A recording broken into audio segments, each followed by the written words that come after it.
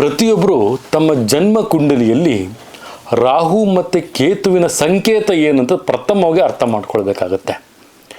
ರಾಹುವಿನ ಒಂದು ಸಂಕೇತ ಏನಪ್ಪ ಅಂದರೆ, ತಾವು ಈ ಜನ್ಮದಲ್ಲಿ ಇಹ ಜನ್ಮದಲ್ಲಿ ಏನೆಲ್ಲ ಅಚೀವ್ಮೆಂಟ್ ಮಾಡ್ತೀರಾ ಅನ್ನೋದನ್ನು ಸೂಚಿಸುತ್ತೆ. ಕೇತುವಿನ ಒಂದು ವಿಚಾರದಲ್ಲಿ ನಾವು ನೋಡಿದ್ರೆ ದಾನವನ್ನು ಏನು ಮಾಡಬೇಕು ಅಂತ ಸೂಚಿಸುತ್ತೆ. ಆದರೆ ಇಲ್ಲಿ ನಮ್ಮ ಒಂದು ಜೀವನ ನಾವು ಮಾಡುವಂಥ ತಪ್ಪೇನಪ್ಪ ಅಂದರೆ, ರಾಹು ಅಸ್ತಿತ್ವದಲ್ಲಿದ್ದಾಗ ನಾವು ಅಚೀವ್ಮೆಂಟ್ ಬಗ್ಗೆ ಯೋಚನೆ ಮಾಡಲ್ಲ, ಅದರ ಬಗ್ಗೆ ವಿರುದ್ಧವಾಗಿ ನಾವು ಅದನ್ನು ಯೋಚನೆ ಮಾಡ್ತೀವಿ. ಅದರಿಂದ ಏನಾಗ್ತಾ ಇದೆ, ತಮಗೆ ಲುಕ್ಷಾಣಗಳು, ತಮ್ಮ ಅಚೀವ್ಮೆಂಟ್ಗೆ ತಾವು ಹೋಗ್ಲಿಕ್ಕೆ ತಾವು ಆಗ್ತಾ ಇಲ್ಲ. ಅದೇ ಕೇತು ದಶ ಬಂದಾಗ ಆ ದಶದಿಂದ ಅಟ್ಯಾಚ್ಮೆಂಟ್ ಆಗಿಬಿಡ್ತೀರಿ. ಅದಕ್ಕೆ ಏನಂತ ಯಾವುದು ದಾನ ಮಾಡಬೇಕು ಅದ್ರ ಬಗ್ಗೆ ತಾವು ಯೋಚನೆ ಮಾಡೋದಿಲ್ಲ.